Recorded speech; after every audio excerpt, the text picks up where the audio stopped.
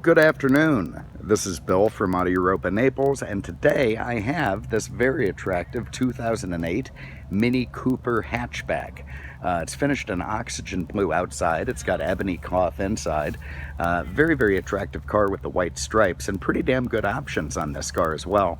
This is not the supercharged or turbocharged version. It's what I'd call the commuter version. Terrific on gas. Practical, compact city car that just does what it's supposed to do with great quality, great poise, fantastic handling. It's just a terrific car. When these things came out, they were probably one of the first and frankly the best developed of the retro modern cars, sort of taking after the original Minis from the 50s and 60s. They did a wonderful job faithfully recreating that look while making it a very modern and proper car. Now, I know people put British flags all over them and, celebrate, the UK and whatnot, but it is essentially a German car. It is built by BMW. I do believe it comes out of England, but I'm not sure how much they let them get involved in the process of building it. The Germans are very, parsimonious with their production and technology. You can see it's a very good looking car. That oxygen blue is a bit of a rare color and it's terrific. It's got white mirrors, white stripes, it's got fogs down low, very nice looking wheels. It's got that big panoramic sunroof, nice option on the car, and some other neat little features as well. So let's start inside the hatch. Do that. We just press a neat little button here and up it comes. And there you go. There's your cargo space. Well, you do get to fold these guys forward if you need more. And, you can fit a ton of stuff back there. Again, you're not going to be, moving a big house with these things, but they do have a surprising amount of available room inside, particularly with those rear seats folded. You can see everything's nice and proper back here. This is a one-owner car with just 50,000 miles, so it's been very well kept. And, all is as it should be in the hatch area. Have a look under the hood. I'm glad the first generation Mini Cooper had the release over on the right hand side. It's oh so terribly British. I think they also called this the bonnet.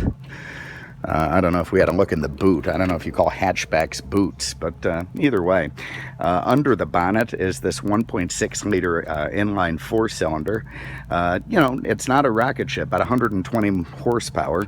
That's made into a 6-speed automatic gearbox that shifts like butter. Just absolutely lovely.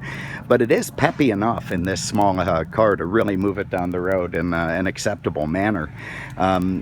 Terrific gas mileage, of course. You're up in the mid-30s on the highway, high 20s in the city. God, that's a noisy Amigo, whatever the hell that is.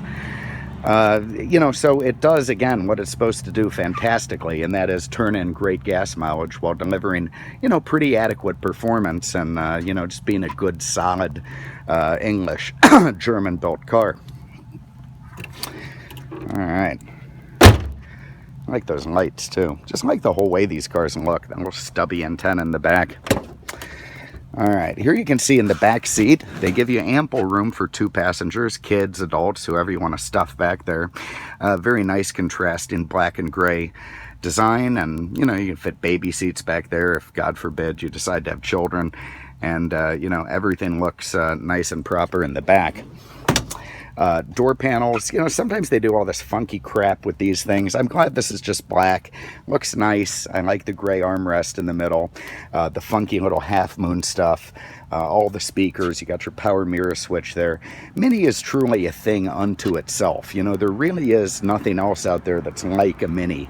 All the designs and features on it are pretty damn unique, and that's going to become painfully apparent here in a minute. Now, this one does have Mini's version of comfort access. So with that little button on the outside, well, we can find it here. Let's there we go. So you can lock it by pressing that, and you can open it the same way, pressing it again. It senses the key and lets you in. Let's fire it up. So again, with the key in my pocket, I'm just pressing the start stop with my foot on the brake. See, it fires right to life. Very, very nice. And here we get into more of Mini's complete strangeness. So there's the tach facing you, not the miles per hour, just they give you the tach. It's kind of a sporty thing. See a nice high red line on this thing, about 6,500 revs. You got the flippity flip paddles if you want to, you know, kind of crank your way through the gears. Nice fat steering wheel, bumps at the 10 and 2, lovely. Very funky style round vents over there. Reminds me of the vents on an old Boeing. And here is a ridiculous center of the dash giant speedometer. Now, I will grant you that's, you know, hearkening back to Minis of the past, and that's why it looks the way it looks. But good Lord, you might as well have a wall clock on there. Anyway, there it is, 150 mile an hour speedo. I feel that's a bit optimistic, but again, it is a good runner. Love the big needle. Love the interior display there. That gives you your tuner, CD, USB, auxiliary. Over here, you've got Bluetooth, trip computer, configuration for the car. All nice stuff. One thing Mini does to trick you is they put, this is not the volume knob. Even though everything says that should be the volume knob, it's not. This is the volume knob down here, so you do get used to that eventually, but not today. I do like that this has the electronic climate control. It's pretty cool, the little digital setup in there. I like it much better than the manual one. Of course, you got your defrost front and rear. You got these completely unique vintage British style guarded switches for the windows, and I don't know, I think that's pretty cool. Reminds me of an old E-Type. Some cup holders, your sport setting, cigarette lighter, which frankly people don't use anymore. You've got a very cool shiftable automatic here. You can go ratchet your way through the gears like that, or just leave it and drive. The stability control off, that's if you want to turn off the traction control and raise hell. That'll let you do it. Here is a glove box. You got your books in there. Looks like the tow hook's in there. You know, everything proper there. You've got a center console here. I don't know what that, yeah, it slides back. I have no idea what that is. I'll figure it out later. But, you know, nice little feature. Now, the sun's coming back out. It'll go away in a minute, but it's going to be bright. But you see up top with this pano, it has screens which you can slide back and forth. More of these guarded switches. That's your interior light. That's not what we need. There it is, that one. So now you see this. So the first setting raises and lowers the window a little bit to vent in the front and the rear. Pretty cool stuff. Second setting lowers the rear and puts the front all the way back. So nice giant power sunroof for a small car. Pretty cool feature. This guy over here, now we had the interior lights on in a minute ago, and that's your other interior light, and yet another interior light. So you got a big self-dimming mirror, very BMW style, and you know, everything nice and proper.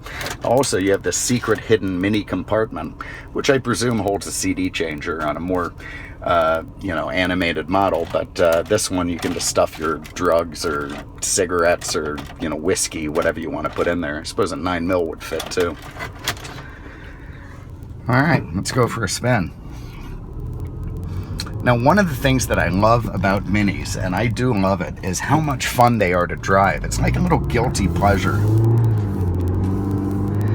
You know, the handling, they're just like real go-karts for adults or something. The steering is incredibly responsive, just instant feel from that. The brakes feel nice. It's got enough pep to make you happy, particularly if you're in the sport mode with the shifting. Try that out, put that on. Oh yeah, that gave me a few more revs.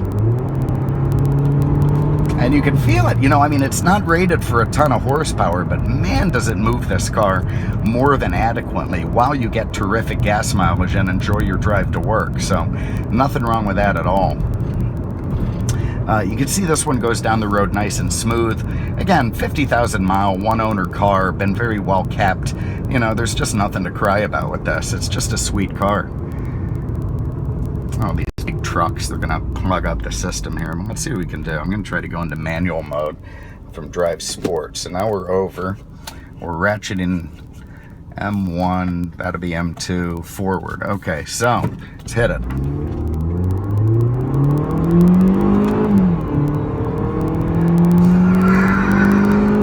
Alright, so anyway, you get it. The thing gets up and moves, you know, it ain't bad.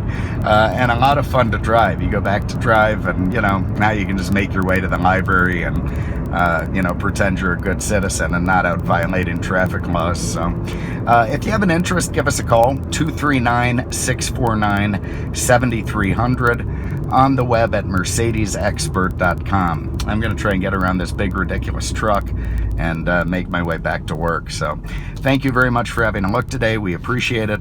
We'll see you with the next one. Take care.